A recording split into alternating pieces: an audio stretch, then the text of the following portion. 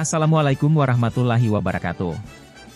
Halo, apa kabar Bapak Ibu guru di seluruh Indonesia? Perkenalkan, saya Joni Firzal, calon guru penggerak Angkatan 11 dan guru di SMP Negeri 20 Batam. Izinkan saya untuk memaparkan aksi nyata saya modul 1.4 tentang budaya positif. Perkenalkan, beliau berdua adalah fasilitator dan pengajar praktek saya, yaitu Ibu Armiah dan Ibu Delvi Aulia. Berikut ini adalah rancangan tindakan untuk aksi nyata saya. Yang pertama adalah latar belakang. Membangun budaya positif di sekolah merupakan salah satu upaya peningkatan kualitas pendidikan nasional. Membangun budaya positif ini tidak bisa dilakukan tanpa dukungan dari semua warga yang ada di sekolah. Dengan membangun budaya positif ini diharapkan dapat mewujudkan visi sekolah dan membentuk karakter murid dalam mengimplementasikan nilai-nilai profil pelajar Pancasila. Selanjutnya, tujuan aksi nyata. Yang pertama, menciptakan siswa yang mempunyai disiplin diri yang kuat. Yang kedua, menumbuhkan budaya positif di sekolah dengan meyakini nilai-nilai kebajikan universal. Selanjutnya, tolok ukur keberhasilan aksi nyata saya, yaitu yang pertama, terbentuknya keyakinan kelas melalui kegiatan kesepakatan kelas yang dilakukan wali kelas dan siswa. Yang kedua, siswa mampu menerapkan keyakinan kelas yang telah dibuat. Selanjutnya, lini masa tindakan atau langkah-langkah tindakan yang akan saya lakukan adalah berkoordinasi dengan atasan terkait jadwal kegiatan yang akan dilakukan. Sosialisasi kepada seluruh warga sekolah meliputi kepala sekolah, guru, murid, dan tenaga kependidikan terkait budaya positif. Hukuman dan konsekuensi. Kesepakatan kelas. Kebutuhan manusia. 5 posisi kontrol guru serta praktik segitiga restitusi sebagai dampak pelanggaran kesepakatan kelas. Guru menjelaskan tentang kesepakatan kelas. Guru memfasilitasi peserta didik untuk membuat kesepakatan kelas. Kesepakatan kelas yang telah disepakati selanjutnya dipasang di dinding kelas. Menumbuhkan, menanamkan, dan membiasakan nilai-nilai profil pelajar Pancasila di lingkungan sekolah dan dalam kehidupan sehari-hari. Terakhir, mendokumentasikan setiap kegiatan yang dilakukan. Terakhir, dukungan yang dibutuhkan.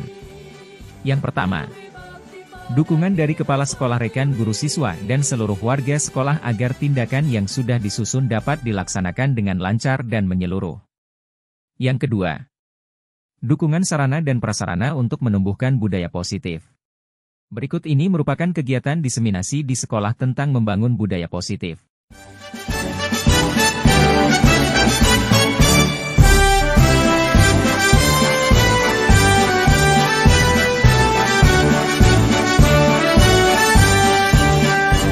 Bulatkan tekad, kuatkan hati, negeri ini memanggilmu kawan. Belajar, bergerak, berbagi untuk negeri, guru penggerak majukan pendidikan. Guru penggerak menghamba pada murid, kreatif rancang pembelajaran. Hargai potensi, tingkatkan prestasi, lahirkan profil pelajar Pancasila. Belajar, bergerak, berbagi untuk negeri, kita menjalin kolaborasi. Assalamualaikum warahmatullahi wabarakatuh.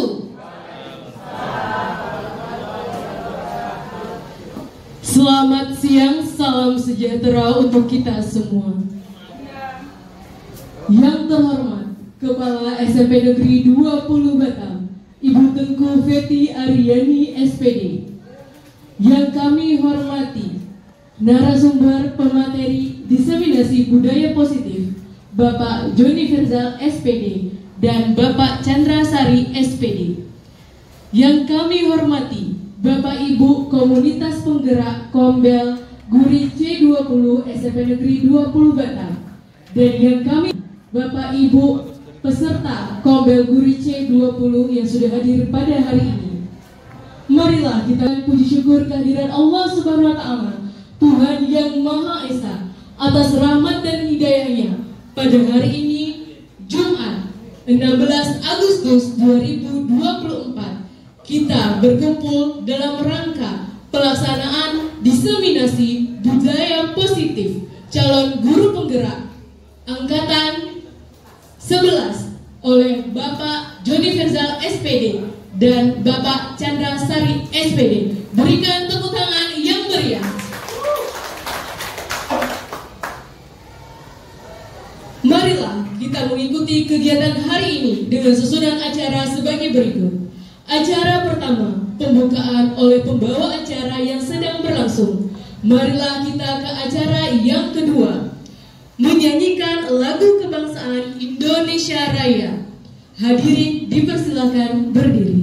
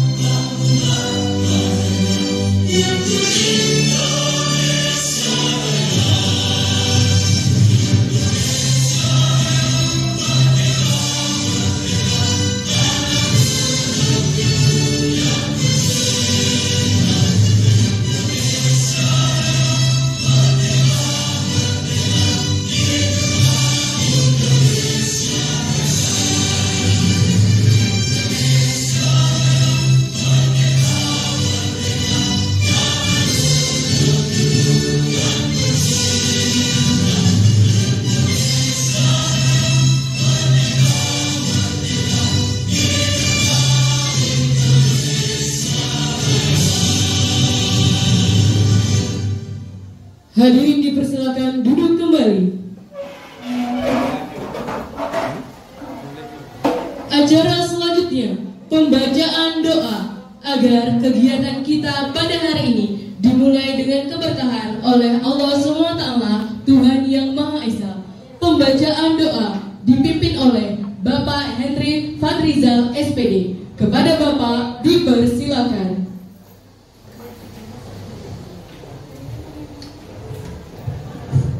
Bismillahirrahmanirrahim. Sebelum acara in-house training ini kita akan laksanakan, marilah kita masing-masing. A'udzubillahi minasyaitonirrajim. Bismillahirrahmanirrahim. Alhamdulillahirabbil alamin. Wassalatu wassalamu ala asyrafil mursalin wa ala alihi wa sahbihi rasulillah ajma'in. Allahumma shalli wa sallim ala sayyidina Muhammadin jannatan tunajjina biha min jami'il ahwali wal afat وتقبلنا بها من جميع الحاجات وتطهرنا بها من جميع السيئات وترفعنا بأوصال الغايات من جميع الخيرات في الحياة وبعد الممات إنك سميع قريب مجيب دعوات آمين يا الله يا رب العالمين.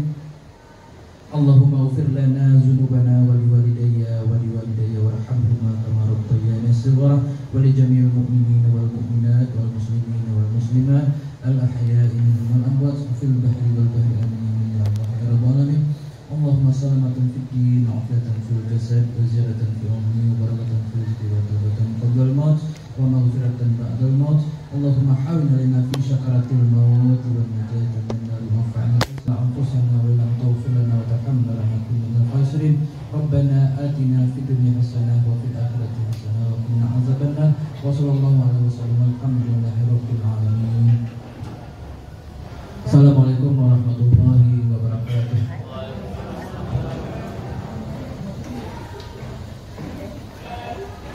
Terima kasih kepada Bapak Henry. Acara berikutnya, sambutan pembuka oleh Kepala SMP Negeri 20 Batam, Ibu Tengku Feti Aryani SPD. Kepada Ibu dipersilakan. Assalamualaikum warahmatullahi wabarakatuh. Selamat siang, salam sejahtera untuk kita semuanya. Yang saya hormati Wakil Kepala Sekolah Bidang Kurikulum Bu Nisi Aprinel, kemudian Pak Chandra Sari, Mbak Isri, serta seluruh anggota komunitas belajar yang berkesempatan hadir pada hari ini. Puji syukur mari sama-sama kita ucapkan kepada Allah Subhanahu wa taala, kepada Tuhan Yang Maha Kuasa yang sudah memberkahi kita sehingga pada hari ini kita semua dapat bersama-sama berkumpul di ruangan ini dalam rangka melaksanakan kegiatan komunitas belajar kita dengan diisi oleh positif di lingkungan sekolah. Salam beriring salam, mari bersama-sama kita tunjukkan kepada junjungan alam, yaitu Nabi Muhammad SAW. Semoga kita semuanya mendapat syafaat sampai hari nanti. Amin. Bapak dan Ibu yang aku dapatkan daya, kita punya lowongan waktu cuma di waktu malam hari. Nah, sementara kita kegiatan lebih efektif itu kita adakan di pagi atau di siang hari ataupun di sore hari. Tapi alhamdulillah dengan hadirnya Bapak dan Ibu sudah dapat memenuhi ya pelaksanaan kegiatan kita di siang hari ini. Dan untuk itu kami di sini mengucapkan terima kasih atas kehadiran Bapak Ibu semua yang cukup untuk meramaikan kegiatan IHT guna memenuhi proses dari Pak Chandra dan Pak Joni dalam kegiatan CGP Angkatan 11. Dan pada hari ini Bapak dan Ibu kita semua bersama-sama hadir lagi ya seperti yang sudah setiap CGP itu harus mempresentasikan beberapa bagian ataupun kontennya untuk memenuhi ya, ketentuan mereka sebagai CGP. Dan salah satunya pada hari ini adalah dengan melakukan IHT, yaitu mempresentasikan kegiatan-kegiatan tentang bagaimana menerapkan disiplin budaya positif di sekolah. Selama ini mungkin kita sudah tahu ya bagaimana sih budaya positif di sekolah kita. Bahkan kita sudah melakukannya. Nah, seperti saat ini juga salah satu penerapan budaya positif di sekolah. Dengan hadirnya Bapak dan Ibu di sekolah di sini ya, untuk bersama-sama meramaikan kegiatan Pak Joni dan Pak Chandra itu juga sudah merupakan budaya positif. Ya, kita membantu kawan kita sama-sama kita belajar ya. Mungkin ada ilmu-ilmu baru yang kita belum tahu. Dan mudah-mudahan nanti ya dengan adanya kegiatan ini merupakan motivasi juga untuk kawan-kawan ya, jadi masukan juga untuk kawan-kawan sehingga kita menambah lagi pengetahuan kita tentang bagaimana cara kita menerapkan budaya positif yang lebih baik untuk kita. Karena ujung-ujung dari semua kegiatan kita ini adalah untuk pengembangan karakter siswa. Dan berbicara masalah budaya positif Bapak dan Ibu, tentu sebagai guru ya kita sudah melakukan ya seperti yang sudah Bapak Ibu lakukan di sekolah. Namun untuk itu mungkin ada hal-hal lain ataupun trik-trik lain yang didapat oleh kedua orang CGP ini yang tentunya nanti bermanfaat ya untuk kita semua dan dapat kita praktekkan atau kita lakukan terutama terhadap peserta didik kita yang ada. Baik, untuk tidak memperpanjang mukadimah, dengan mengucapkan Bismillahirrahmanirrahim, in-house training dengan judul penerapan budaya positif di lingkungan sekolah resmi dibuka. Wabillahi taufiq wal hidayah. Wassalamualaikum warahmatullahi wabarakatuh. Assalamualaikum warahmatullahi wabarakatuh. Terima kasih kepada Ibu Teguh Feti Aryani SPD. Selanjutnya, pemaparan materi diseminasi membangun budaya positif oleh Bapak Joni Firzal SPD dan Bapak Chandra Sari SPD. Untuk pertama, diseminasi akan dipandu oleh Bapak Joni Firzal SPD. Kepada Bapak dipersilakan. Assalamualaikum warahmatullahi wabarakatuh. Alhamdulillah ya Bapak Ibu, pagi ini kita bisa udah siang ya Bapak Ibu ya. Siang tapi gak apa-apa, walaupun siang semangatnya masih semangat pagi ya. Alhamdulillah siang ini kita bisa berkumpul bersama di ruangan ini dalam rangka kegiatan in-house training diseminasi membangun budaya positif di sekolah kita. Salawat beriring salam tidak lupa kita hadiahkan kepada junjungan kita Nabi Muhammad SAW. Mudah-mudahan kita mendapatkan syafaat beliau dan bisa menanti, amin. Yang sama-sama kita hormati Bapak Ibu kepala sekolah kita, Ibu Tengku Feti Aryani, Bapak Ibu Wakil Kepala Sekolah, dan khususnya di Bapak Ibu Guru keluarga besar SMP Negeri 20 Batam. Sebelumnya saya mewakili dari rekan CGP Bapak Ibu ya, untuk menyampaikan materi.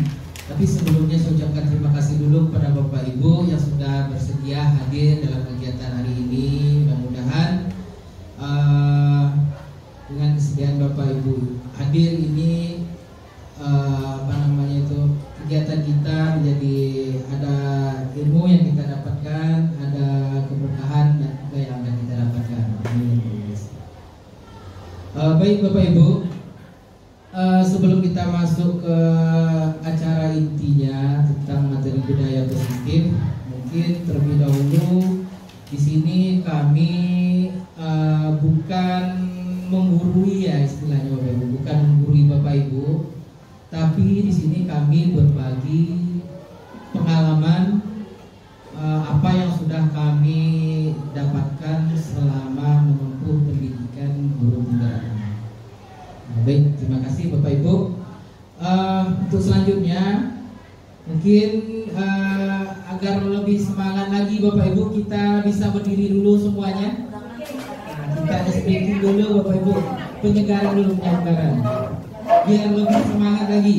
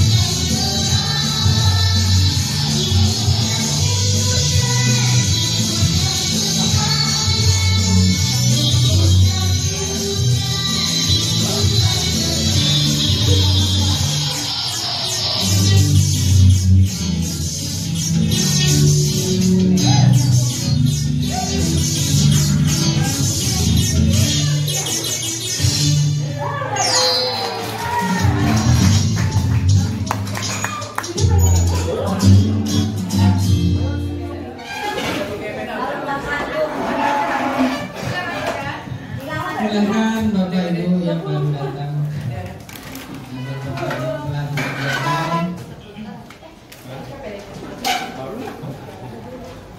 Bagaimana perasaannya Bapak Ibu? Sudah agak segar sedikit ya. Oke, baik, kita lanjut. Gimana tujuan dari kegiatan kita pada hari ini?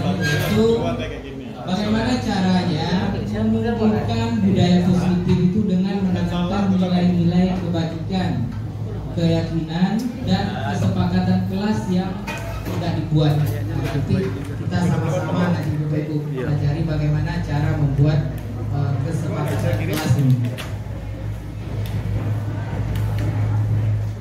Baik, sebelum masuk ke materi kita ingat-ingat dulu, mungkin Bapak Ibu yang sudah menempuh pendidikan guru penggerak sudah tahu ya bagaimana filosofi tadi dan siswa ini dalam pendidikan menurut Ki Hajar Dewantara. Jadi sebagaimana yang kita ketahui Bapak Ibu, Ki Hajar Dewantara ini dia menganggap guru itu sebagai seorang petani ya, sebagai seorang petani. Dan siswa itu adalah benihnya. Nah, kemudian sekolah tempat dia belajar ini adalah lahannya. Nah, jadi kalau bicara tentang benih, Bapak Ibu ya, kalau benih itu misalnya benih padi, kita sebagai petani tidak bisa mengubah benih itu menjadi benih jagung, benih kacang, dan segala macamnya. Nah, jadi intinya yang kita bisa ubah itu adalah apanya Bapak Ibu? Hasilnya.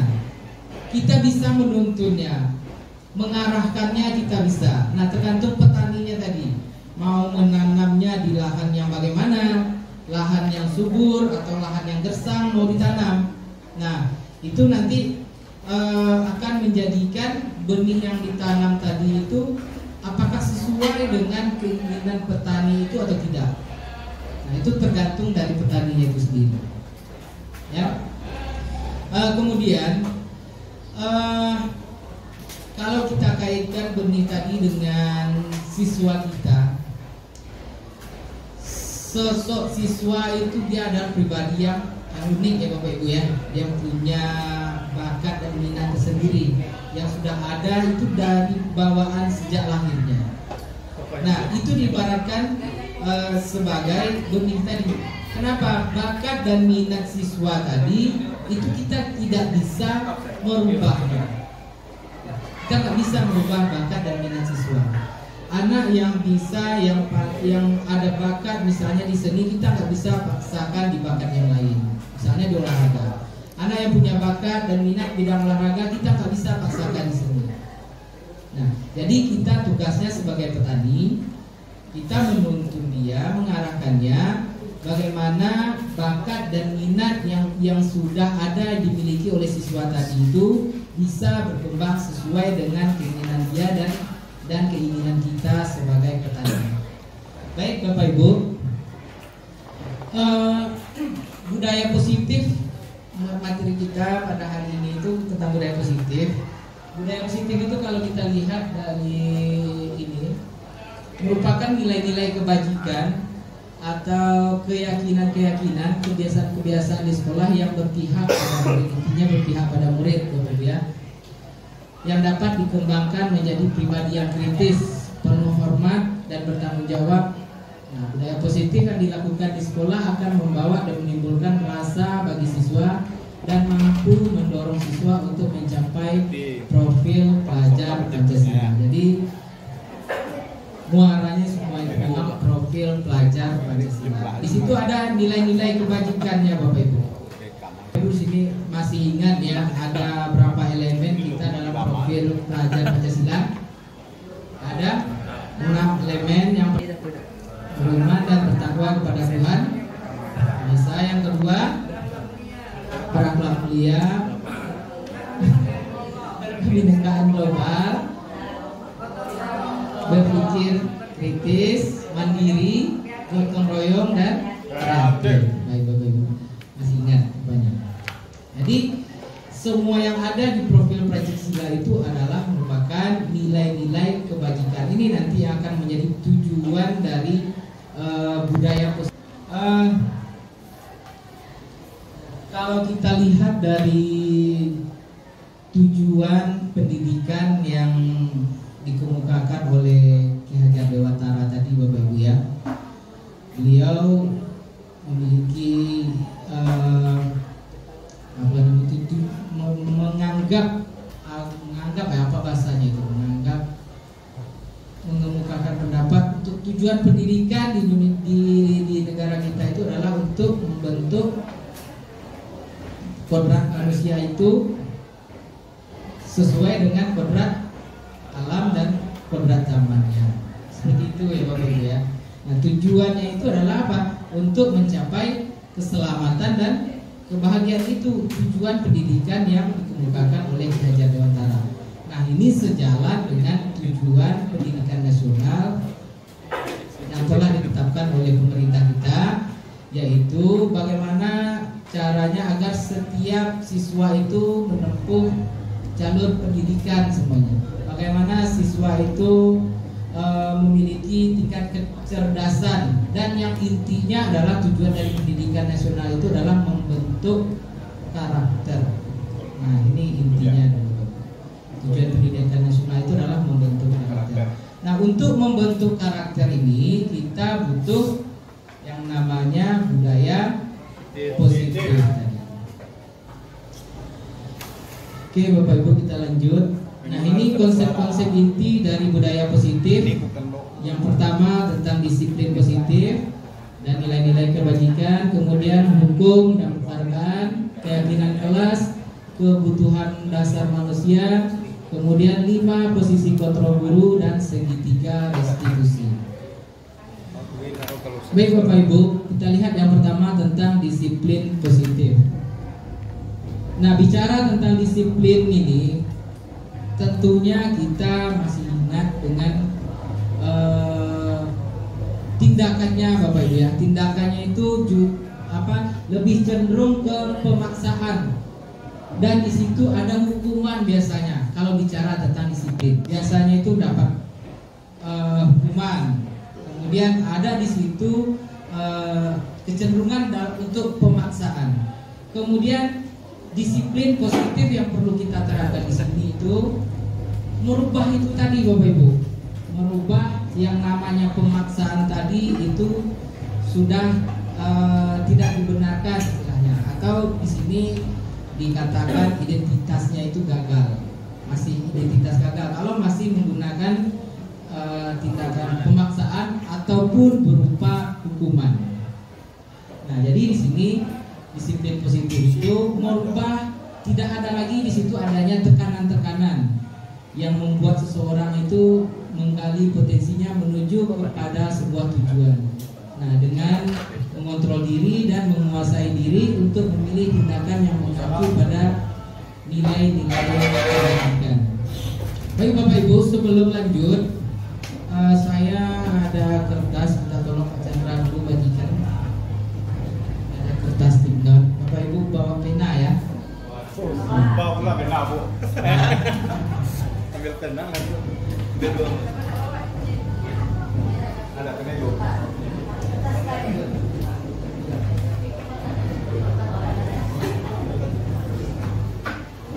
Ini bukan pena kali. Ini ada kertas kita bagi Bu. Di kertas ini silahkan Bapak Ibu tulis satu benda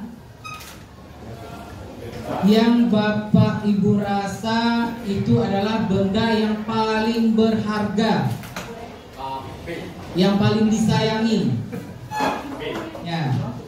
Satu benda yang paling berharga menurut Bapak Ibu dan paling disayangi benda tersebut. Benda Bapak Ibu ya. Benda itu apa benda lagi? Benda. Ya, silakan Bapak Ibu tulis satu benda aja.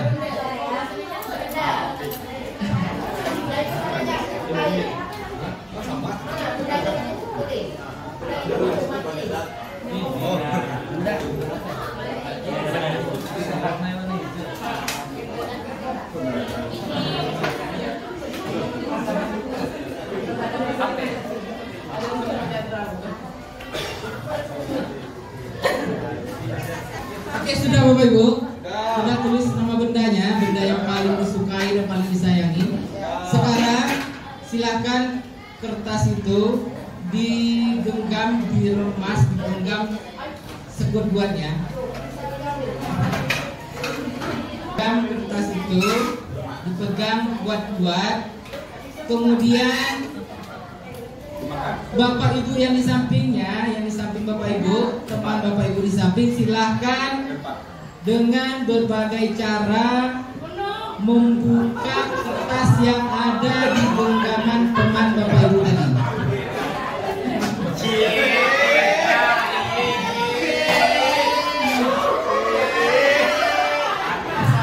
Ayo Bapak Ibu, silakan. Bagaimana caranya itu terserah Bapak Ibu, ya. Boleh dengan merayu. Pokoknya gimana cara kertas tadi itu bisa terbuka dari genggaman teman Bapak Ibu.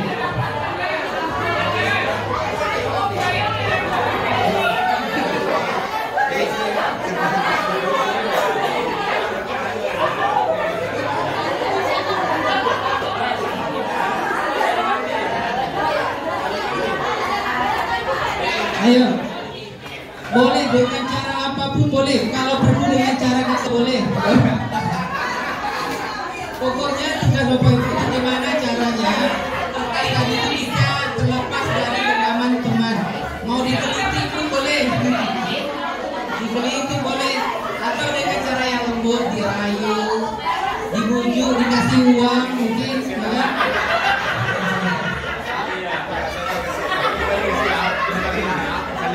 Oke Bapak Ibu, sekarang coba saya tanya, siapa kertasnya yang terlepas dari tangan? Coba, yang terlepas dari tangan. Kertas yang masih berada dalam genggaman tangan. Siapa Bapak Ibu? Oke, yang terlepas dari tangan saya minta tanggapannya satu orang. Siapa Bapak Ibu kira-kira? Ya, siapa yang bisa memberikan tanggapan kenapa bisa terlepas kertas itu dari tangan Bapak Ibu? Ya, silakan Ibu Gusman dia. Ya. Assalamualaikum warahmatullahi wabarakatuh. Waalaikumsalam warahmatullahi wabarakatuh. Terima kasih kepada narasumber. Tadi tangan saya berhubung tangan saya sakit, jadi cepat aja tidak mengambilnya. Terima kasih. Assalamualaikum warahmatullahi wabarakatuh. Iya, terima kasih. Silakan ada lagi ya. Bu Lili silakan. Tadi kertasnya terlepas atau tidak Bu? Terlepas. Terlepas tapi ya. Sebenarnya ya saya memang mengasihkan aja Bu ya, sih mintanya sukarela saya memberikan gitu.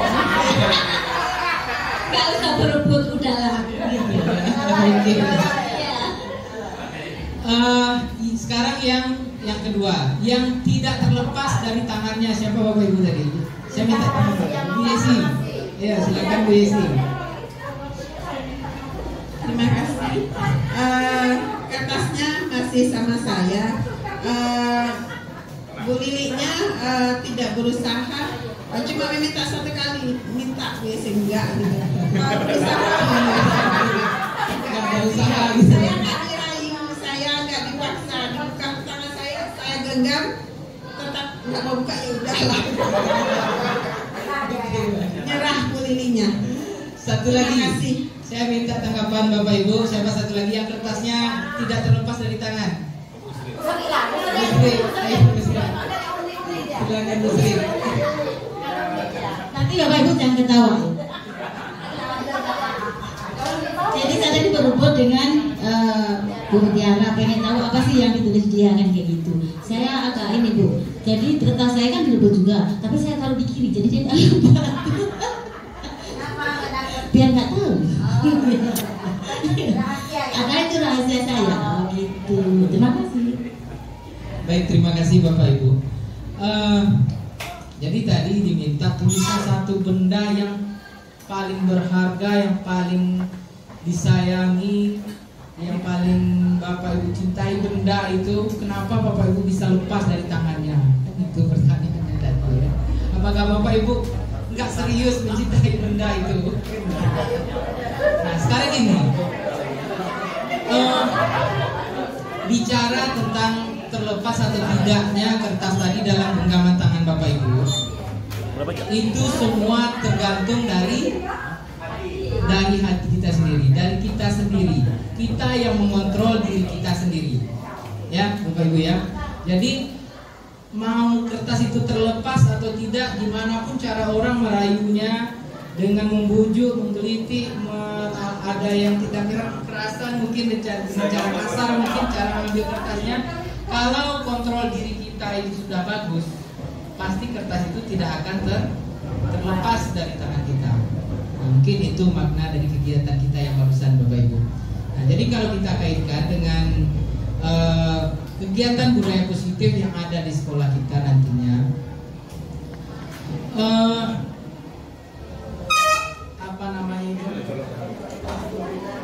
disiplin positif itu berawal dari kontrol diri. Sudah bagus kontrol diri seorang siswa itu dari dalam hatinya, itu akan muncul sendiri disiplin positif dari karakter mereka, Bapak Ibu. Jadi kalau kita bicara lagi tentang yang jangkauan yang lebih luasnya, yaitu budaya positif. Budaya positif ini dimulai dari yang paling kecilnya itu kesepakatan kelas, Bapak. Mulai dari kelas. Kalau kelas sudah bagus, itu sekolah kita akan bagus. Budaya itu dimulai dari lingkungan. Lingkungan itu mulai dari keyakinan kita.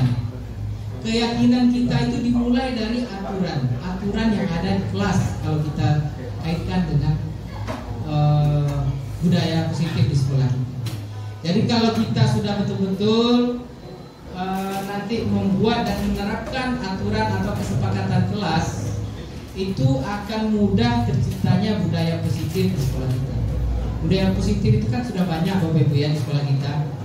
Ada macam-macam bentuk, ada adiwiyata kemarin Bapak Ibu ya, kemudian ada tata tertib sekolah, itu contoh-contoh dari budaya positif. Kemudian ada apa lagi Bapak Ibu? Adiwiyata, tata tertib sekolah. Nah, kemudian dulu pernah juga kita ada kantin kejujuran. Nah, itu juga termasuk salah satu budaya positif, Bapak Ibu. Karena apa? Karena di situ menerapkan, mengaplikasikan keyakinan-keyakinan atau nilai-nilai yang ada pada dirinya. Kalau misalnya kantin kejujuran, itu nilai apa yang ada pada anak kira-kira Bapak Ibu? Ayo. Kalau kantin kejujuran itu nilai apa yang ada dalam diri anak yang kita harapkan? Jujur. Tata tertib, nilai apa yang ada dalam diri anak? Disiplin. Adiwiyata, kebersihan. Nah, yang Bapak Ibu sebutkan barusan itulah nilai-nilai kebajikannya. Seperti itu Bapak Ibu ya. Lanjut. Nilai-nilai kebajikan ini terdapat di semua profil pelajar Pancasila tadi, ada 6 elemen tadi, itu semuanya di situ itu adalah nilai-nilai kebajikan.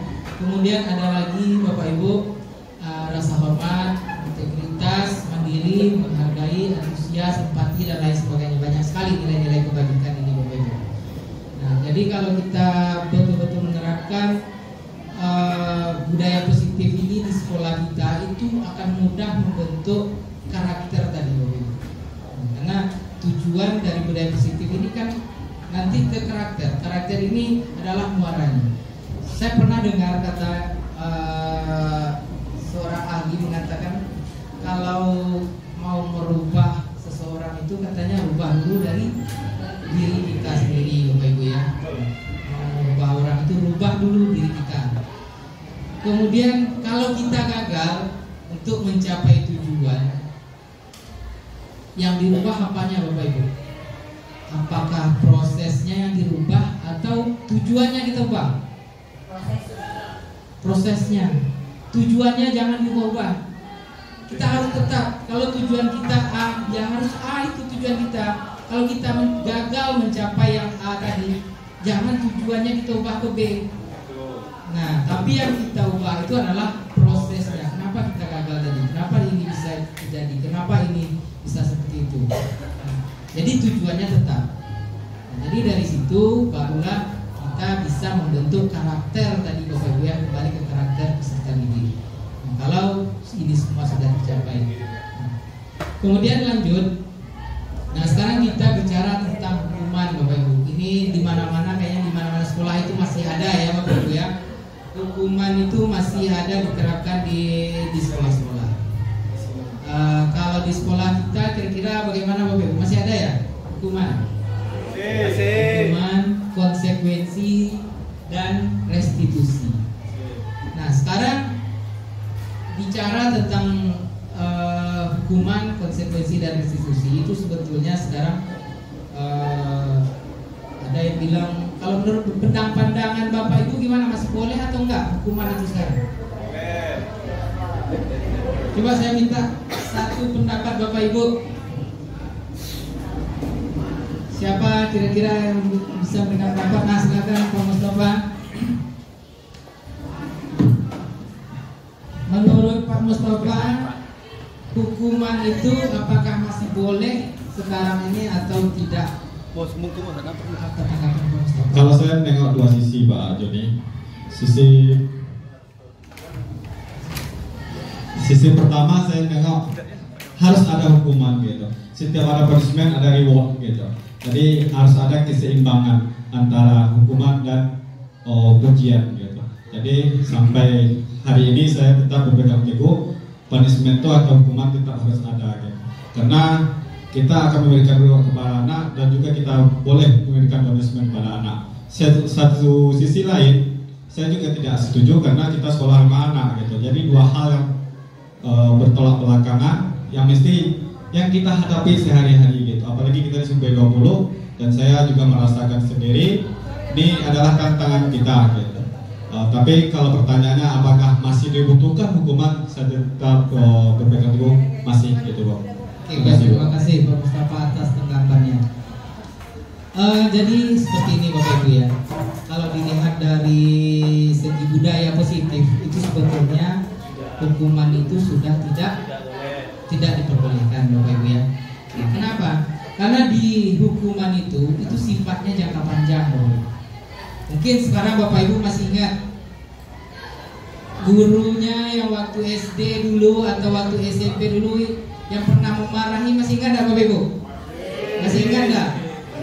Ya, pernah diapain beda? Dicubit atau gimana? Kenapa Bapak Ibu masih ingat hal itu sampai sekarang? Karena berkesan. Nah, itu tadi. Ya, karena hukuman itu sifatnya jangka panjang. Mungkin sampai kita tua nanti hukuman yang kita terima saat sekolah zaman kita sekolah dulu masih ingat, nggak akan hilang di pikiran kita. Jadi itu yang mau diantisipasi dari sekarang ini. Bagaimana dengan caranya? Ada dua solusi yang ditawarkan di sini Bapak Ibu. Kalau bisa terapkan lagi konsekuensi ataupun dengan langkah yang ketiga penyelesaian masalah itu dengan restitusi. Nah, jadi kalau bicara tentang konsekuensi ini akibat dari tindakan atau perbuatan yang pernah terjadi sebelumnya. Konsekuensi ini bisa baik atau buruk. Kalau tindakannya itu baik, ya konsekuensinya baik. Tindakannya buruk, konsekuensinya buruk. Nah, kalau kita lihat perbedaan antara hukuman dengan konsekuensi ini, hukuman ini biasanya nggak sejalan dengan kesalahan yang dilakukan oleh siswa tadi. Kalau misalnya dia terlambat datang ke sekolah, disuruh lari keliling lapangan, nah itu kan nggak sejalan bro. Dia terlambat, sudah rugi waktu pembelajaran, kemudian hukum dengan berlari keliling lapangan bola misalnya. Nah, ini nggak sejalan dengan pelanggaran.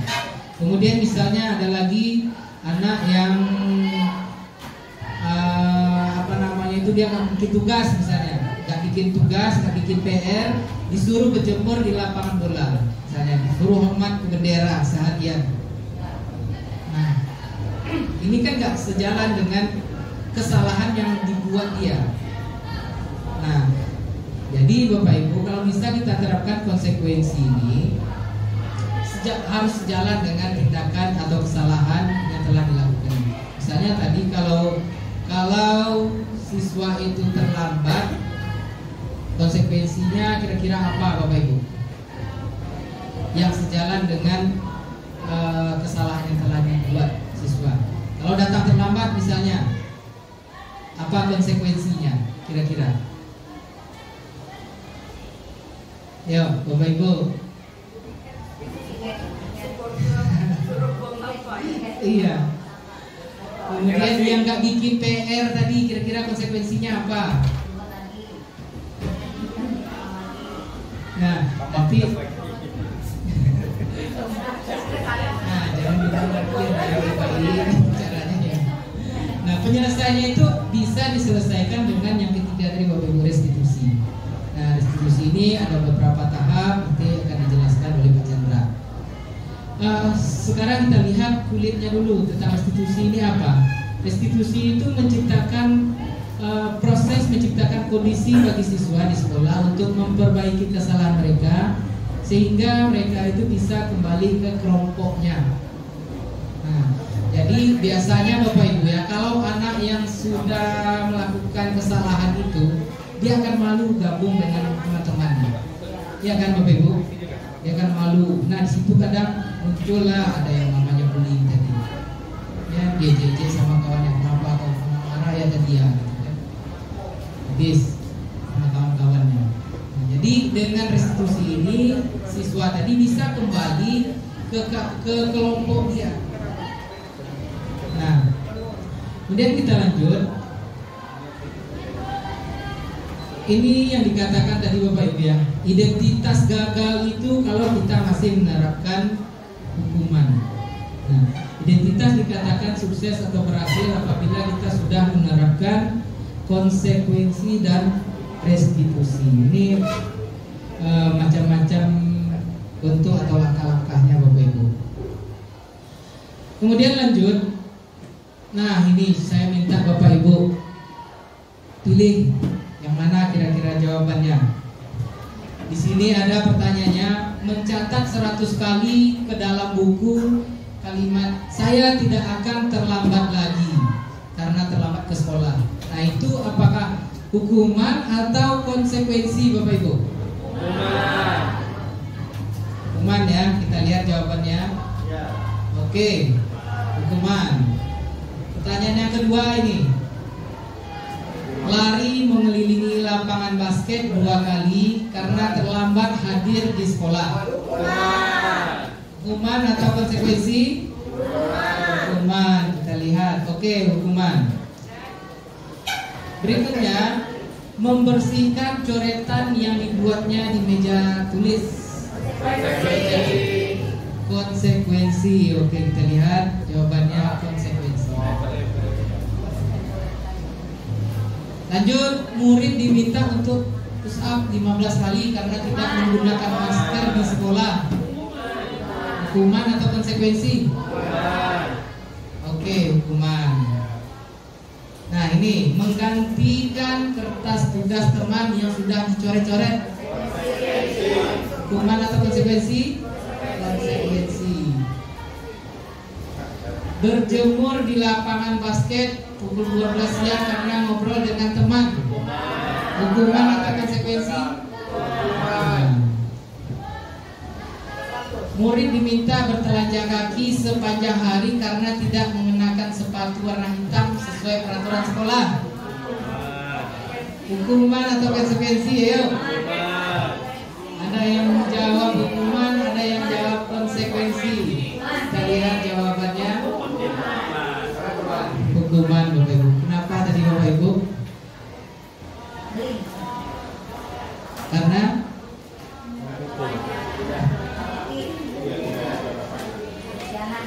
kenapa? Ayo, kenapa alasannya? Ayo.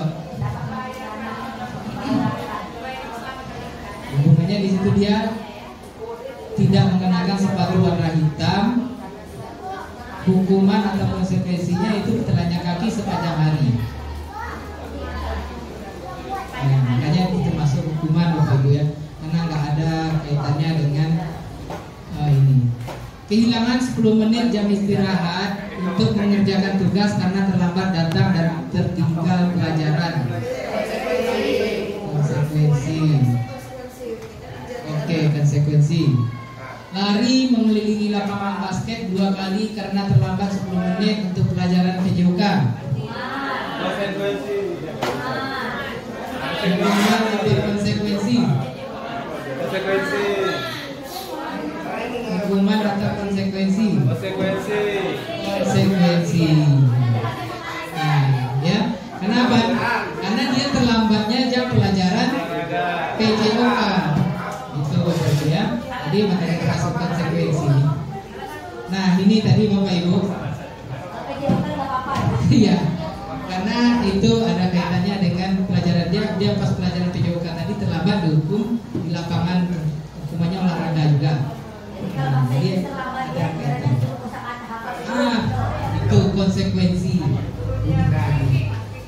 Nah, ini tadi yang saya katakan itu Bapak Ibu. Budaya positif itu dimulai dari lingkungan yang positif. Lingkungan positif itu dimulai dari keyakinan kelas. Keyakinan kelas itu dimulai dari peraturan kelas atau kesepakatan kelas. Ya, intinya nanti kalau kita semua, apalagi sini ada wali kelas ini Bapak Ibu ya. Nah, wali kelas kalau di kelas itu sudah ada nanti kesepakatan kelas, baru bisa kita menerapkan budaya positif di sekolah kita. Nah, ini Bapak Ibu, keyakinan kelas. Keyakinan kelas ini merupakan disiplin positif yang bisa diterapkan dalam membangun budaya positif di sekolah. Nah, kemudian kesepakatan kelas merupakan perjanjian atau aturan yang disepakati oleh siswa dan guru di dalam kelas. Bapak Ibu mungkin sudah pernah ya membuat kesepakatan kelas? Sudah pernah Bapak Ibu buat kesepakatan kelas? Kesepakatan kelasnya dibuat sendiri atau minta pendapat siswanya Bapak Ibu? Pendapat siswa. Ya. Intinya di situ kita ada kolaborasi Bapak Ibu ya. Untuk membuat kesepakatan kelas itu ada kolaborasi antara guru dan siswa. Nah, jadi semua yang disampaikan oleh siswa tadi, semua yang disampaikan oleh siswa menurut kesepakatan kelas yang pendapat mereka itu tidak semuanya kita terima dulu Bapak Ibu. Ada tahap-tahapnya mana nanti yang akan kita pakai di kelas. Nah, yang pertama mungkin langkah-langkah dalam merumuskan keyakinan kelas itu meminta siswa untuk menulis keyakinan. Mungkin ini karena udah tahun ajaran baru belum ada kesepakatan kelasnya. Nah, ini kesempatan Bapak Ibu nanti membuat kesepakatan kelas yang benar itu seperti apa. Itu Bapak Ibu ya. Yang pertama minta siswa untuk menulis keyakinan masing-masing, minta pendapatnya dulu. Keyakinan seperti apa yang mereka inginkan. Kemudian yang kedua membahas keyakinan yang telah ditulis. Kemudian kita kumpulkan pendapat siswa tadi, ya. Kita kumpulkan pendapat siswa tadi. Kita bahas. Kalau ada yang sama ya pakai satu aja Bapak Ibu ya. Kalau ada yang kurang kita tambahin. Kemudian memilah keyakinan kelas, mana yang perlu kita ambil, yang nggak perlu nggak usah dipakai keyakinan kelasnya Bapak Ibu. Nah, kemudian yang keempat ini yang paling penting, mengubah keyakinan agar menjadi kalimat yang positif. Jadi kalimat untuk membangun tadi itu biasanya kita lebih mudah itu menggunakan kalimat yang positif Bapak Ibu. Jadi kalau ada siswa misalnya membuat apa contohnya Bapak Ibu kira-kira yang kalimatnya yang negatif, contohnya apa? Kesepakatan kelas. Dilarang ya.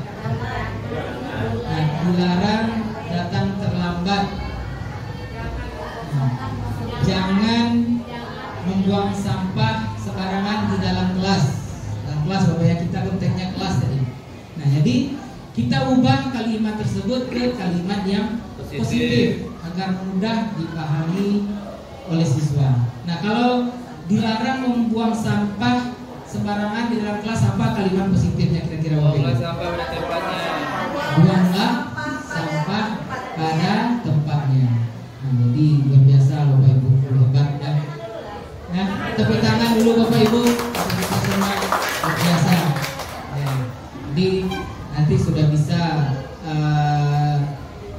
kita buat sama-sama Bapak Ibu ya, keyakinan ataupun kesepakatan kelas kita ini.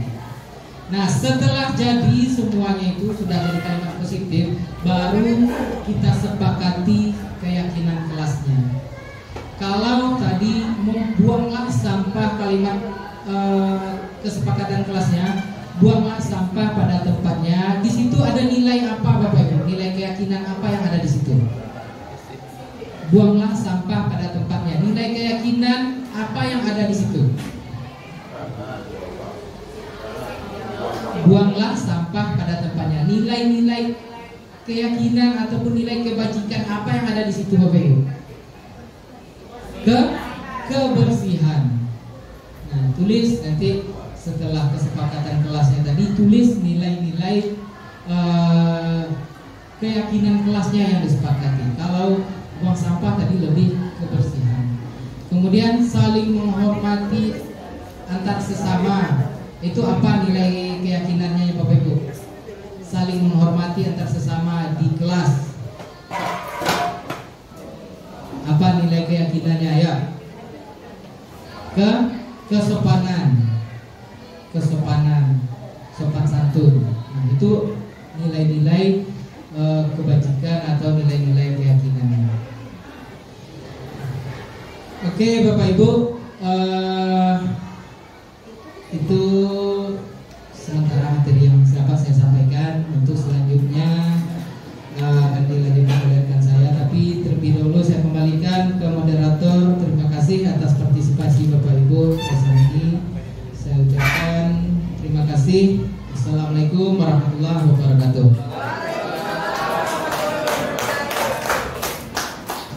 Terima kasih kepada Bapak Joni. Selanjutnya marilah kita simak bersama penyampaian materi oleh Bapak Chandra Sari SPD. Kepada Bapak dipersilakan. Baik. Bismillahirrahmanirrahim. Terima kasih Bu Firda. Assalamualaikum warahmatullahi wabarakatuh. Waalaikumsalam warahmatullahi wabarakatuh. Masih semangat? Kita goyang lagi. Hah? Ya, saya mengingat waktu Bapak Ibu. Kalau Bapak Ibu mau bertahan di sini sampai maghrib mungkin bisa gitu ya. Cuma begini.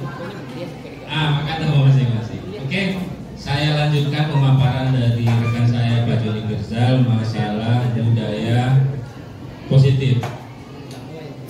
Udah panjang lebar tadi Pak Joni menyampaikan budaya positif dari awal sampai akhir, sampai hukuman, sampai keyakinan, sampai kalimat positif.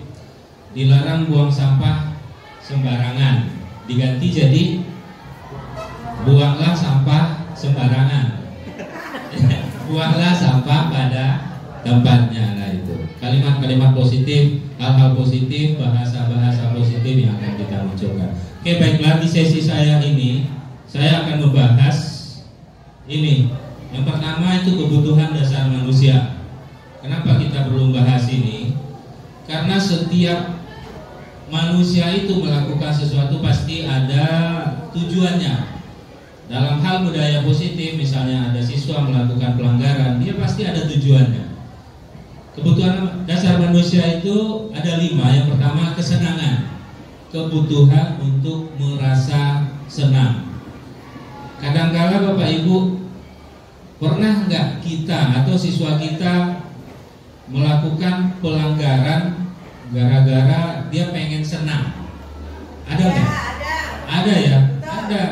Kadang kalau udah senang lupa diri, lupa tindakan.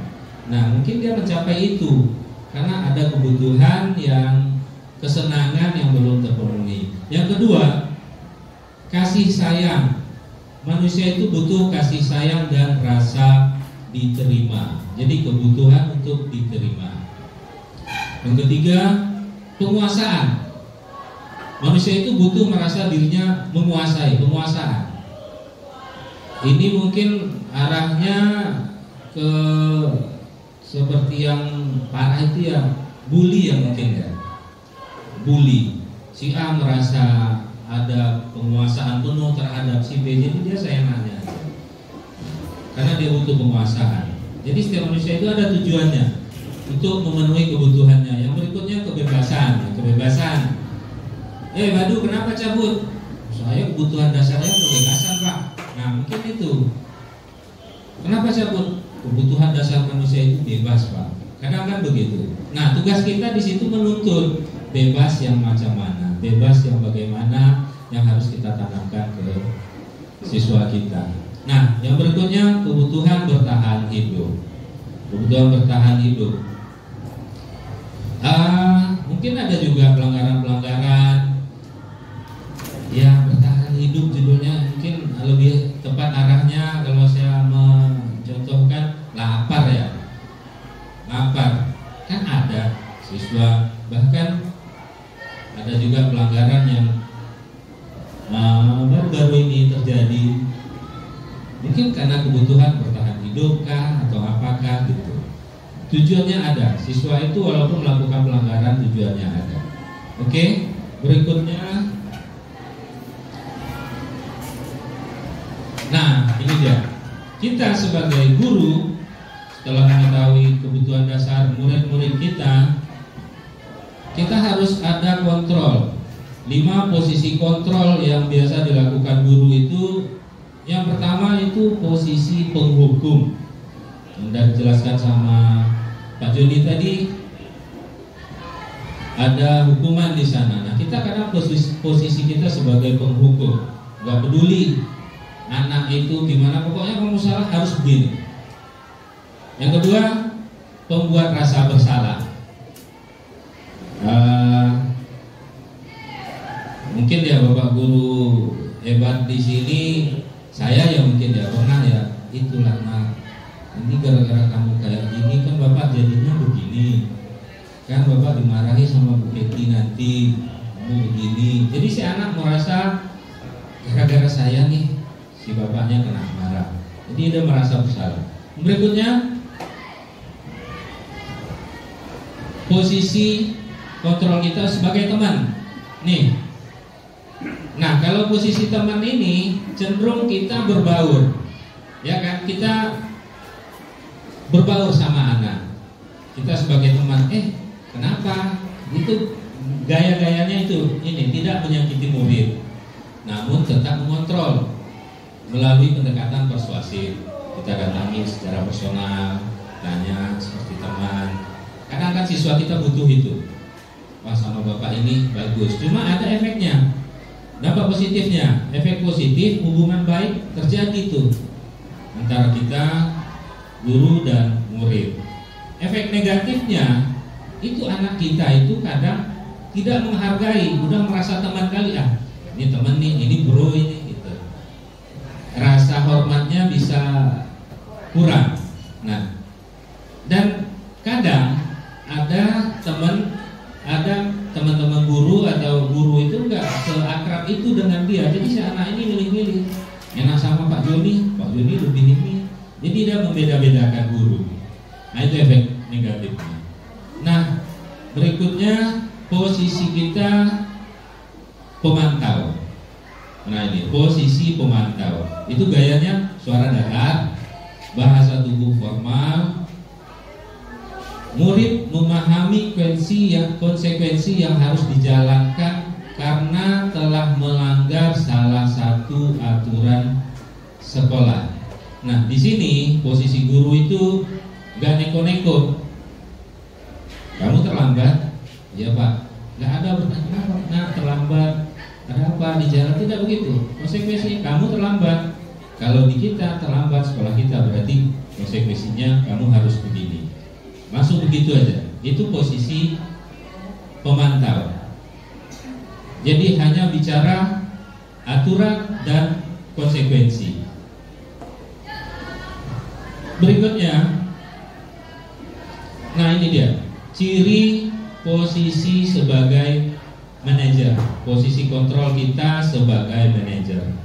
Ini yang kelima, guru berbuat sesuatu bersama murid, mempersilahkan murid mempertanggungjawabkan perilakunya, mendukung murid agar dapat menemukan solusi, menemukan solusi atas permasalahannya sendiri. Oke, ini di posisi manajer, mempersilahkan murid mempertanggungjawabkan. Beda sama posisi pemantau tadi. Kalau pemantau kan cuma aturan dan konsekuensi. Misalnya nih, mau nanya nih Bapak Ibu, ada anak terlambat. Kalau kita di posisi manajer, dengan kata-kata mempersilahkan murid mempertanggungjawabkan perilakunya, berarti kita sebagai manajer itu yang pertama kita lakukan adalah menanyakan kenapa. Nah, ada apa nah? Kok hari ini kamu begini? Kan begitu tuh. Ini ini Pak, saya begini. Tadi di jalan bannya bocor, orang tua saya tadi harus nambal ban dulu. Nah itu. Nah, kira-kira gimana ya nah solusinya? Itu poin pentingnya di posisi manajer itu, anak dapat menemukan solusi atas permasalahannya sendiri.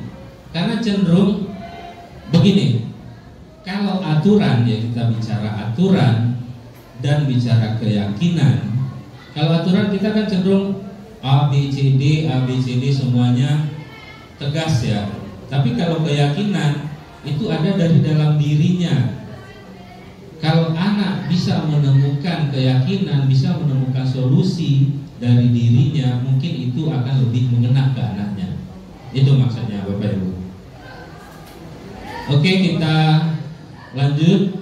Ini dia, dalam restitusi ada segitiga restitusi. Dalam menyelesaikan masalah anak itu ada segitiga restitusi. Proses dialog yang dijalankan oleh guru agar dapat menghasilkan murid yang mandiri dan bertanggung jawab. Mandiri dan bertanggung jawab. Nah, itu kuncinya Bapak Ibu.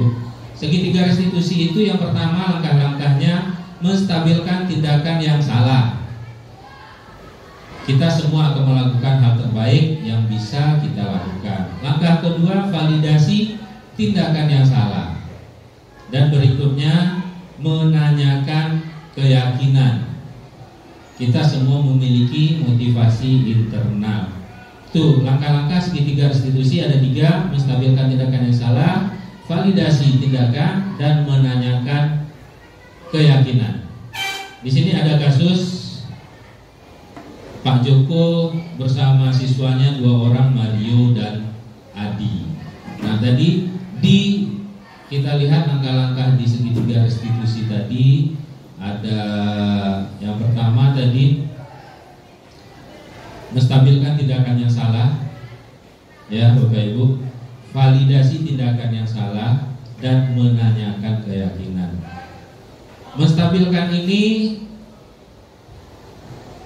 begini, misalnya anak itu datang, kita tanya, nah kenapa kamu mencontek? Kan itu, kita panggil anak itu mencontek. Ya Pak, saya mencontek, ketahuan sama pengawas. Nah, kita stabilkan dulu dirinya. Ya, semua orang pasti merasa salah, pernah salah. Nah, begitu. Nah, yang kedua, validasi tindakan yang salah. Jadi kamu tadi langkahnya itu benar apa salah? Nah, begitu. Dan cari solusi dari permasalahan mereka tadi, permasalahan anak-anak yang contek tadi. Nah, ini kasus Bapak Ibu. Contoh kasus Pak Joko. Nampak ya Bapak Ibu? Nampak ya? Bisa dibaca ya? Pak Joko, terus ada Mario dan Adi. Nah, saya minta Bapak Ibu memahami dialog ini, baca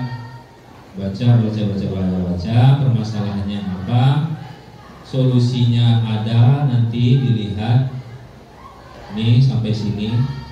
Nah, tuh yang ditanya nanti, posisi kontrol yang diambil Pak Joko adalah, tadi ada posisi kontrol guru itu ada berapa tadi?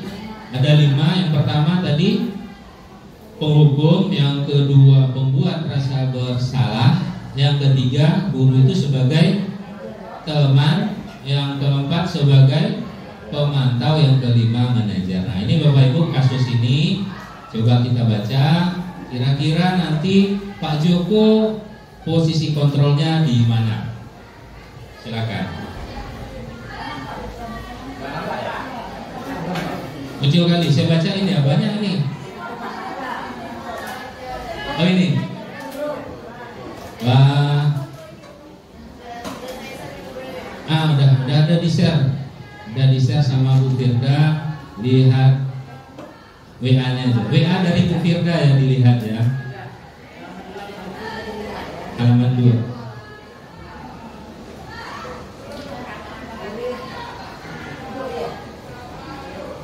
Oke, ini contoh kasusnya, sekalian Bapak Ibu baca. Pak Joko memanggil Mario, Adi, Bapak tadi dengar laporan dari guru piket di kantin. Sepertinya kalian dalam masalah ya. Ada yang bisa Bapak bantu atau apa yang terjadi?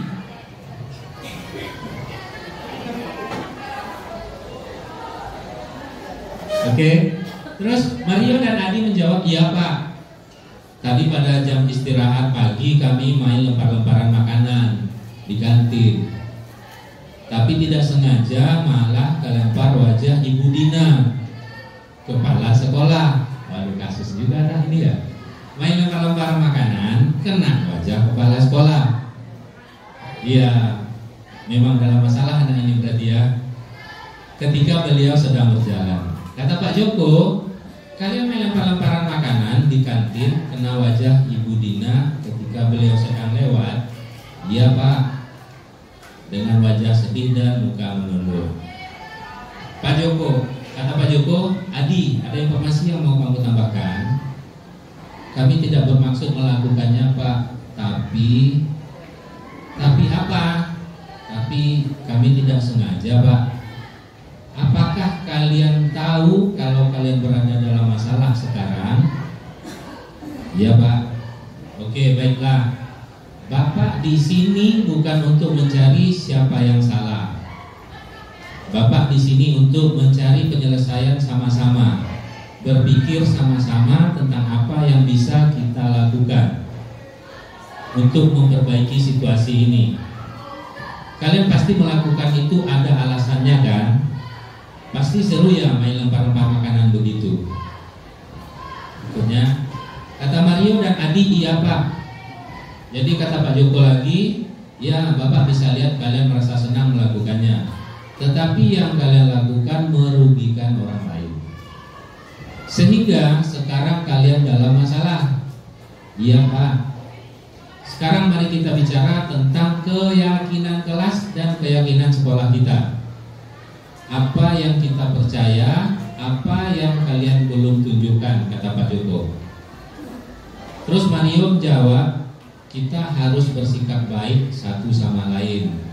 Adi menjawab, menghormati orang lain dan menghormati dirimu sendiri. Berikutnya kata Pak Joko, kalian berdua ingat dengan baik keyakinan kelas kita. Kita kembali kepada ketika kalian masih main lempar-lempar makanan dan mengenai Ibu Dina. Apakah ketika kalian melakukan itu kalian menghormati orang lain dan lingkungan? Tidak Pak, kata Mario dan Adi. Tapi kalian mendapatkan rasa senangnya. Menurut Bapak, ada cara untuk mendapatkan rasa senang tanpa merugikan orang lain. Bagaimana menurut kalian? Iya Pak, kata Mario dan Adi. Nah, sekarang mari kita selalu mengindahkan keyakinan kelas kita. Besok kita ke kantin dan kalian bisa berperilaku lebih baik lagi. Nah itu kejadiannya. Pak Joko menjumpai Mario dan Adi yang main lempar-lemparan makanan mengenai wajah kepala sekolah. Nah dari kasus itu dan dari 5 posisi kontrol, posisi mana yang dipraktikkan oleh Pak Joko. Nah, Bapak Ibu, kira-kira Pak Joko perannya itu posisi yang mana? Oke, ya. Posisi sebagai manajer. Ada yang lain ya? Ini Bu Lili.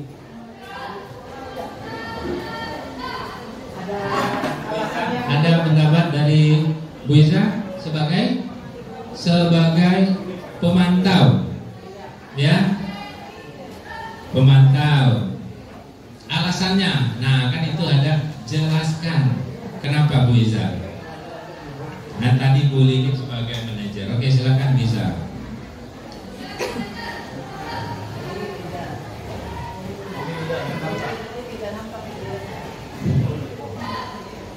Bismillahirrahmanirrahim. Assalamualaikum warahmatullahi wabarakatuh. Saya lebih memilih pemantau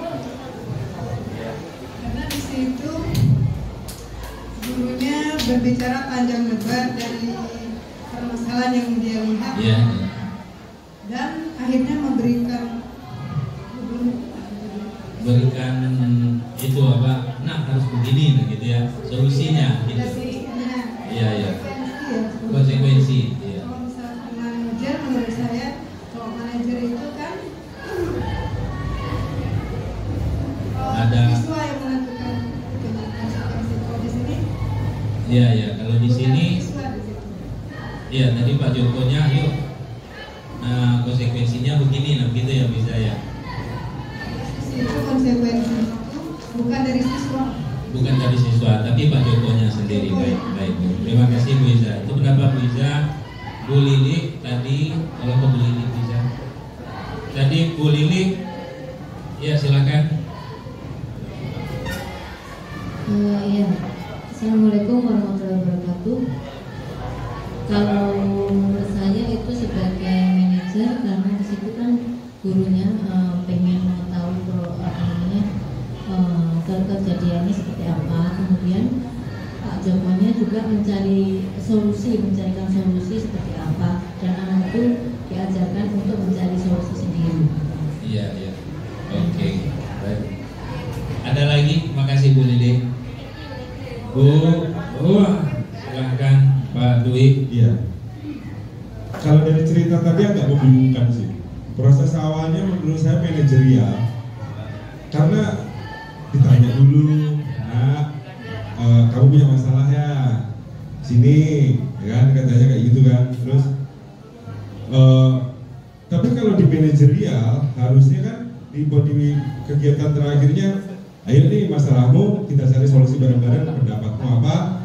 Kalau ada, kalau masukan dari saya gini loh, gini. Tapi kalau di akhir tadi tidak ada solusi yang diberikan, ayo minta maaf lah ke sini, dia cuma ingetin aja. Kalau saya sih sepertinya pemantau sih, tapi bisa jadi manajer juga. Oke. Baik. Terima kasih, masih ada Bapak Ibu. Selamat datang Pak Ari, silakan. Terima kasih hadir. Ya, paket.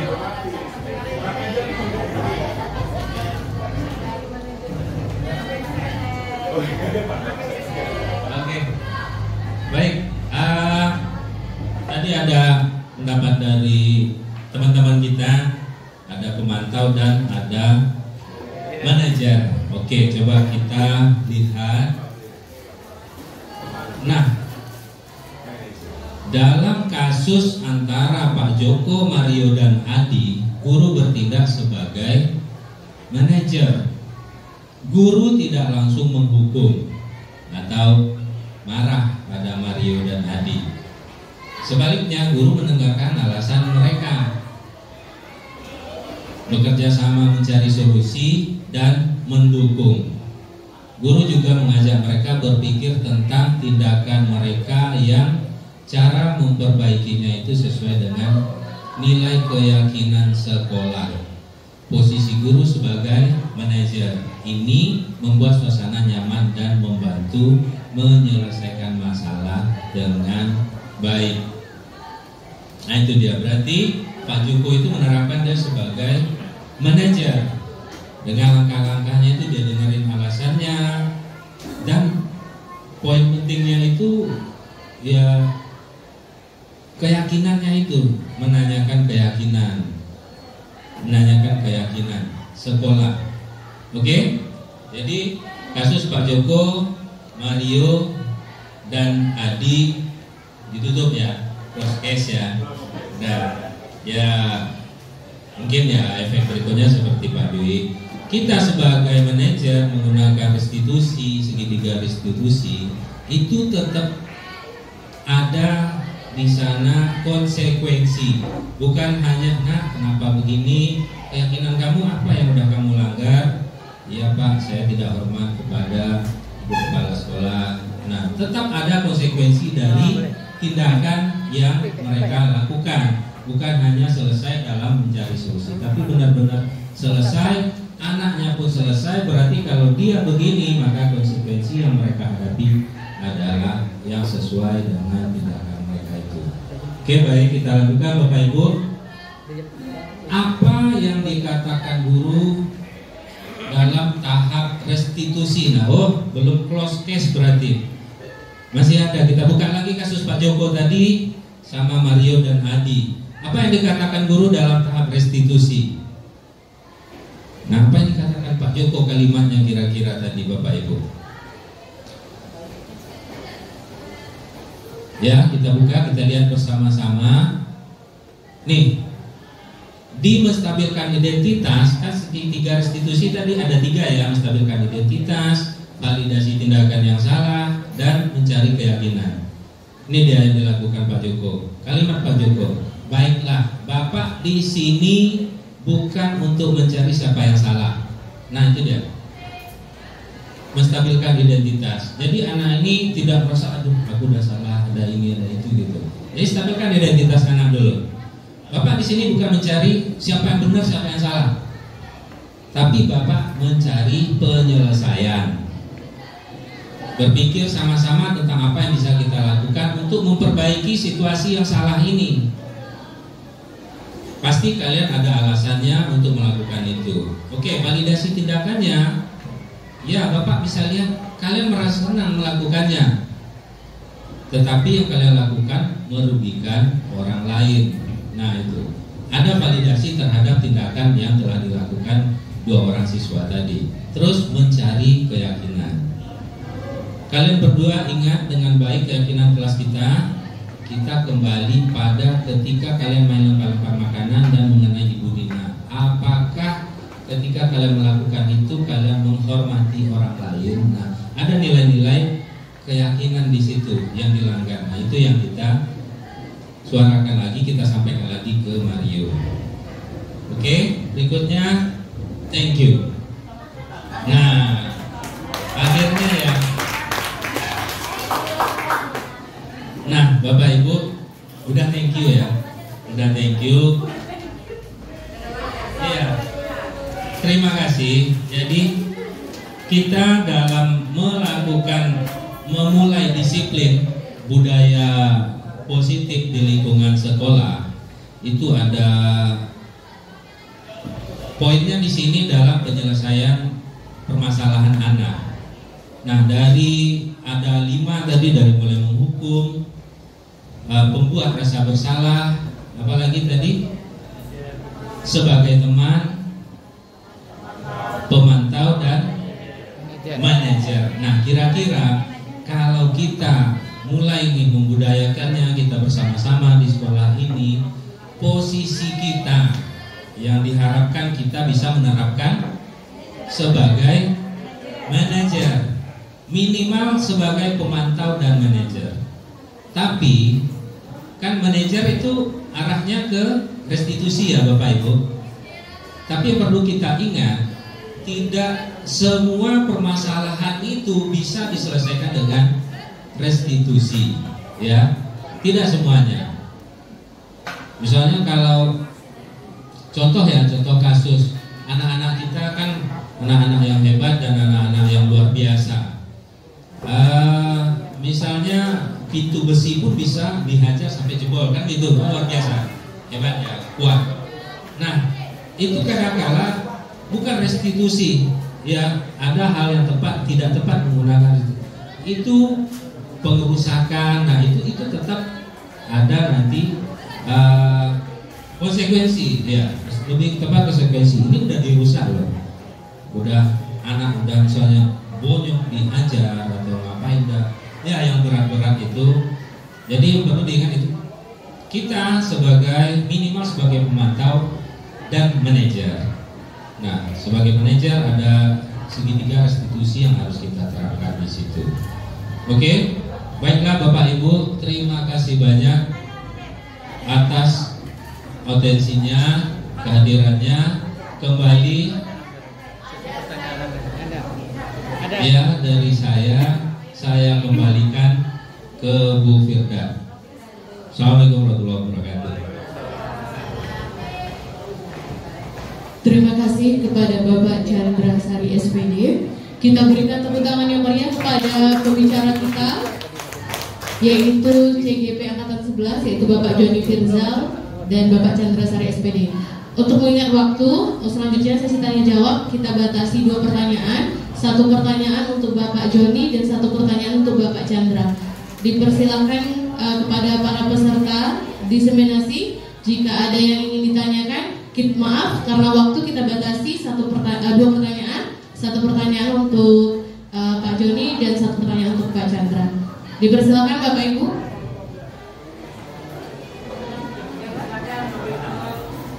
Satu pertanyaan terlebih dahulu.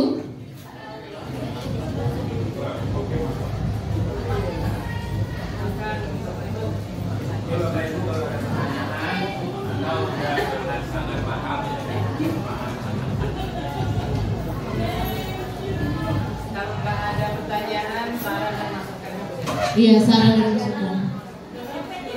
Baik. Silakan kepada Ibu Kepala Sekolah kita, Ibu Teguh Fetri Aryani. Baik, terima kasih Bu Diana. Nah Ibu ini pertanyaan, mungkin untuk Pak Chandra ya, karena segitiga setuju.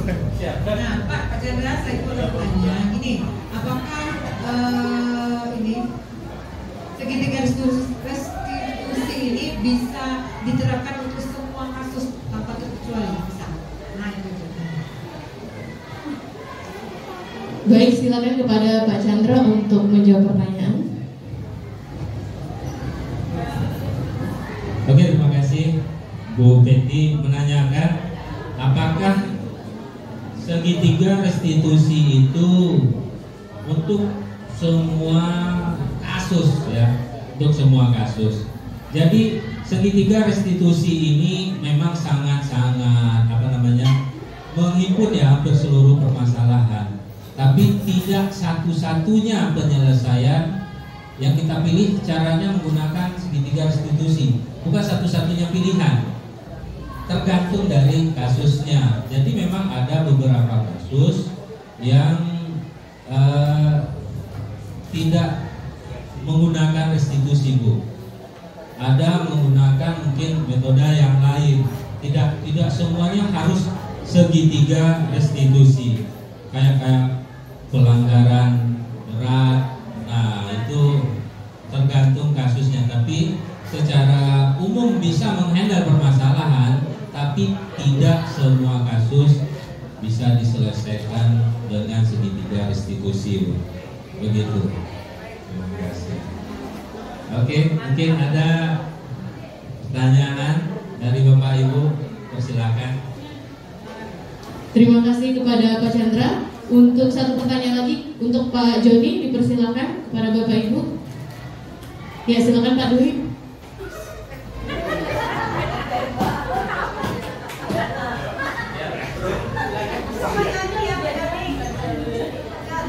Oke, kata mungkinnya biar cepat. Itu yang tadi Pak Jon mau nanya tentang konsekuensi dan hukuman dan ini kan kadang ini kesepakatan di kelas saya ya mungkin ini juga mungkin saya merasa ini hukuman yang saya karena Pak Jon tadi jelaskan kayaknya saya menerapkan hukuman nih, jadi saya merasa bersalah kayaknya Pak Jon. Jadi karena Pak John karena sedang pendidikan ini, jadi saya mau tanya ini. Kan iya, biasanya kan saya kalau di kelas itu kan ada anak piket lah terutama. Kamu nggak piket, denda 5.000 lah gitu. Itu kan biasanya termasuk kayaknya nggak kalau dibilang konsekuensi juga nggak ada hubungannya sama kebersihan. Kira-kira ini termasuk hukuman atau apa Pak? Saya mau tanya itu dulu. Terus kira-kira yang pas gimana ya? Gitu. Biasanya nggak merasa berdosa melakukan hukuman itu lagi gitu. Atau nggak apa-apa lah gitu. Biar uang kas banyak gitu. Terima kasih Pak John. Terima kasih kepada Pak Dwi. Untuk selanjutnya silakan Pak Joni menjawab pertanyaan. Terima kasih bagi pertanyaannya luar biasa. Tepuk tangan dulu Pak Dwi. Tadi pertanyaan Pak Dwi, ada anak yang nggak piket, terus gimana solusinya, kita ngamuk-ngamuk atau kita kasih hukuman gitu Pak Dwi ya? Biasanya kalau waktu saya wali kelas pun dulu seperti itu Pak Dwi. Kalau yang nggak piket itu minta denda 5.000, nanti uang denda itu masuk ke kas ya. Ternyata yang saya lakukan itu salah kan? Ya, merasa berdosa. Jadi untuk mengatasi masalah itu sebetulnya tadi seperti yang saya jelaskan di awal tadi Bapak Ibu, ada 3 cara yang untuk menyelesaikan masalah itu. Yang pertama tadi dengan hukuman, yang kedua konsekuensi, dan yang ketiga restitusi. Kita dikatakan gagal dalam menyelesaikan masalah kalau masih menerapkan yang pertama tadi, yang masih menerapkan berupa hukuman. Nah, kita dikatakan berhasil atau sukses dalam menyelesaikan masalah kalau sudah menerapkan konsekuensi dan restitusi. Nah, kalau kasus yang dialami oleh Pak Dwi tadi di kelas itu lebih ditekankan ke restitusinya. Jadi, kalau konsekuensi susah untuk mencari jalan keluar dari piket ini bro. Biasa kalau nggak piket, suruh piket lagi dalam jam pelajaran itu sebetulnya malah merugikan anak. Kita tidak boleh mencari konsekuensi yang bisa merugikan anak, bahkan itu dalam bentuk dalam segi waktu. Nah, misalnya anak yang terlambat pun kita tidak boleh memberi skorsing misalnya, itu nggak boleh. Kenapa? Kita itu sudah merugikan anak. Nah, karena kembali lagi ke tujuan awal kita tadi, kita semuanya itu berpusat kepada anak. Tujuan akhir kita itu membentuk karakter anak. Jadi jangan untuk menghukum dia malahan merugikan anak sendiri. Nah, jadi kembali ke restitusi dari penjelasan Pak Chandra tadi sudah dijelaskan panjang lebar ya sama Pak Chandra. Untuk penyelesaiannya itu ada 5 tahap tadi ya. Ada 5 tahap, dimulai dari diri kita dulu, dari posisi kontrol kita sebagai apa. Nah, dalam penyelesaian masalah itu kita lihat kita itu sebagai yang mana tadi ya. Nah, ada 5 posisi kontrol yang disampaikan Pak Chandra tadi. Nah, jadi dalam 5 posisi kontrol ini kita masih dikatakan gagal Bapak Ibu. Gagalnya itu seperti apa? Kalau kita masih menerapkan 2 posisi kontrol yang pertama tadi.